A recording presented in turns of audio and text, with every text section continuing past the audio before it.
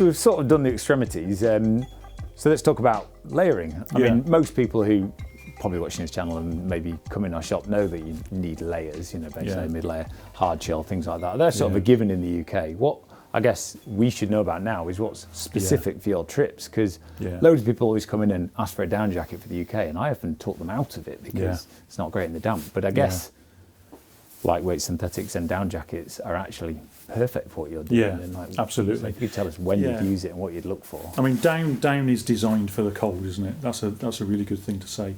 Down is designed for cold and dry, and most of our trips, the sort of top third, if you like, or top half even, are going to be cold and dry. So you're going to rained on very often there, are you? Absolutely, absolutely. And this is probably one of the biggest questions that we get asked. I've got a shell that I wear in the UK as a base layer and a mid layer, and that shell. Am I going to need to buy another shell to go over my down jacket? So it's down jacket and shell. And of course, that isn't the case. No. We'll always have a big down solid jacket as your last layer on the mountain. Over your waterproof. And it's going to go over everything. And in some cases, it's going to go over a harness as well. Right. So you might even have a harness and the bottom of the jacket just unzipped a little bit with a double zip. And you've just got your harness poking out of the bottom.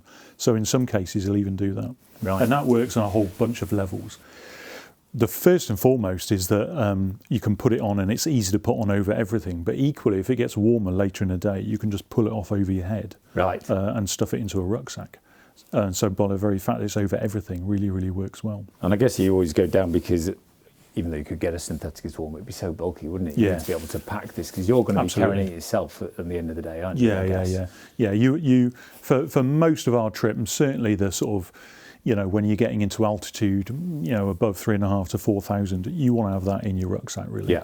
So it's your sort of last sort of go-to.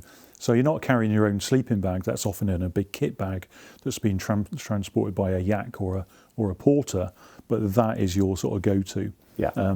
So if it's cold and you're stopping, you've got something to put on. But equally on summit day, you're certainly setting off with it on, and you're probably going to have it on for at least half of that day, you know, if not more. You know. And what would you say about fill power and construction? Because you can get different fill weights and different qualities and box wool and stitch through. I mean, anything particularly good for those? It can be mind blowing, can't it? It can be mind blowing. And I, you know, often when I'll talk to people about down, there's so many facts and figures around, you know, for people to deal with. So getting really good, solid advice. Come to a shop. You know, talk to people. Do you know any good ones? There's a few around. Nice.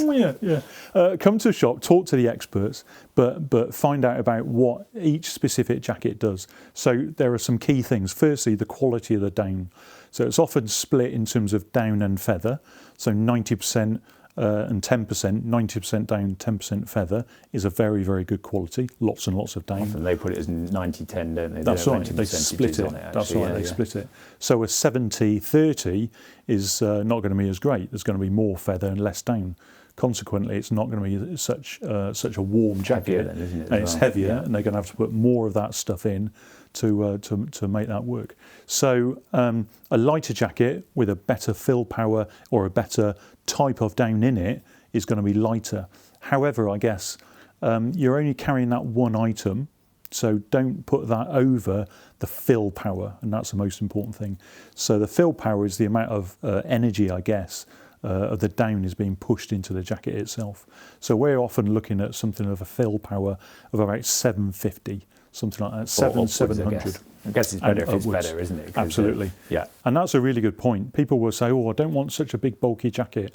I want a slightly lighter jacket. Well, if you're hot, you can always unzip it. Yeah. You can always take it off. Choose a warmer one, Choose a warm one. Always choose a warm one. If you're someone that feels the cold, go warmer still. Yeah. You can always take it off. You can always unzip it. Yeah. I guess everyone always thinks the higher the number means it's a naturally warmer jacket. It's not always the case, is it? No. Because you could have a really light 800 fill jacket, but a really big 700 fill. Yeah. So you've got to, again, find out what the jacket is doing. Don't get confused by the numbers.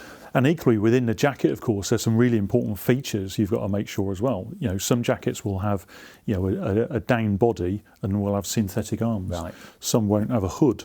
Some will try and lighten by taking away pockets and things like that. So you do want, there are some key features. A hood is definitely one. A double zip is definitely one. So you can take the jacket on and off really, really quickly. Really big, long arms. It sounds obvious, but if your sleeve goes over half of your hand is then going to get warmer. I guess you find one like this is good because you've got Velcro cuffs. You might be having those gloves on, I guess, going through the arms. And absolutely, absolutely. If you've got long arms and you've got a short bit of your wrist that is shown between a glove and a jacket, you're just going to get cold. Right. Yeah. What about construction? Because this is box wool, isn't it? And I heard you guys talking before that you generally prefer that. Yeah, absolutely. So if you've effectively, I think the way to think of box wool is that you've really got two jackets that are stitched together. So you've got a liner bit of the jacket and an outer bit of the jacket. Yeah. And the concept of down, of course, is that your body is warming up the down. That down then consequently is then keeping that heat in. So if you've got more layers of that, your body can put more heat into more jacket that's going to keep you warmer. Right. So there's this continual journey of heat going in and out of a jacket. If that jacket is thinner, then that heat goes into the jacket, but then goes out of the jacket. Way out again. It finds its way out. So the heat in a jacket has to find its way back in. So a box wool construction is absolutely the way of doing that. And that's there's no cold patches either, aren't there? Because there's stitch that you can sometimes feel. There'll be a little chilly bit there because there's no down when it's stitched together. Absolutely. And down, of course, in a stitch through jacket. So that's where the stitching goes all the way from the outer into the inner jacket. Then that down can move around within that cell of that jacket as well. So it's maybe not even just that stitch through element. There could be elements around that pocket that get cold as well. Good, ideal. So when would you use a synthetic jacket? Absolutely. I mean, in the same way that sort of thing. In the same way we talked about different gloves for different stages of the trip.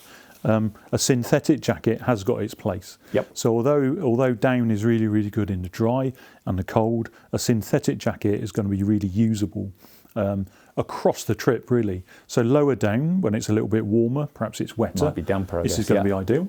You might stop on the trail or something like that. You can put this on. First few nights when it's not too high, this is going to suit you really well. Wearing that, you'd be cooking. And that's just going to be too much. But then, of course, this could then become, if we go all the way back to the beginning, we talked about base layer, mid layer, outer layer. If that's your outer layer, this then becomes a mid layer. Yeah. So you could have this and perhaps a soft shell jacket on over the top, or maybe even a shell jacket over the top. Then that jacket on top. This then becomes a really good insulative layer.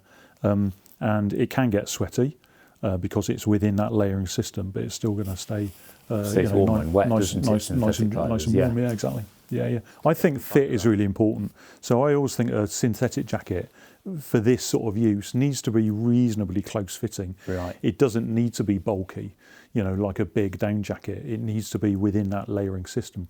But equally, it needs to be in the cut of it needs to be good enough that you can reach and move around your arms, and that jacket then isn't going to disappear and leave cold spots within your system. Because you'd wear this over that sometimes, but you'd never wear that over this. Correct. Yeah. Correct. Okay, great. So bigger, slightly less more big, fitted, more fitted, and then mid layers, base layers, then underneath this. Yeah, exactly. Well.